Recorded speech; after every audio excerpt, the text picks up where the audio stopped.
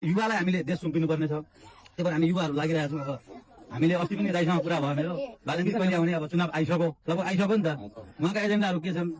या त बालनजीको एजेन्डा मात्रै हेरेको स्वतन्त्र पार्टीको एजेन्डा के छ त? मेनिफेस्टो तयार पार्दैछौँ। हरेकको छुट्टा छुट्टै हुन्छ नि त। अब फागुनको पहिलो सातामा चाहिँ हामी सार्वजनिक गरेर यो क्षेत्रको छुट्टै एजेन्डा हुन्छ, प्रधानमन्त्रीको छुट्टै हुन्छ, पार्टीको छुट्टै हुन्छ, सबै ठाउँको छुट्टा। त्यो प्रश्न सोध्ने सरलाई चाहिँ सलाम छ, किनभने उहाँले यो हेर्नु भएन कि भोट माग्ने मान्छे को आएको छ, कुन पार्टीबाट आएको छ, प्राइम मिनिस्टर क्यान्डिडेट छ, एक्स मेयर छ काठमाडौँको कि को छ, उसलाई फरक परेन। उहाँले चाहिँ मात्र के गर्नुभयो भने मेरो अधिकार हो प्रश्न सोध्ने, म भोट जसलाई दिन्छु त्यसलाई म प्रश्न सोधेर दिन्छु, र त्यो अधिकारको उहाँले उपयोग पनि गर्नुभयो। प्रश्न चाहिँ हामी सबैले सोध्न सक्नुपर्छ। त्यो प्रधानमन्त्री क्यान्डिडेट किन नहोस्, तपाईको मेयर किन नहोस्, वार्ड अध्यक्ष किन नहोस्, जो पनि होस्, जसले पनि भोट माग्न आइरहेछ त्यसलाई प्रश्न सोध्ने हाम्रो अधिकार हो र हामीले गर्नु पनि पर्छ। अहिलेसम्म चाहिँ नेताहरूले जनताहरूलाई फर ग्रान्टेड लिएका थिए। त्यो सोच चाहिँ अब चेन्ज गर्नुपर्छ र त्यो हामीले स्टार्ट चाहिँ हामीबाटै गर्नुपर्छ चेन्ज गर्न पनि।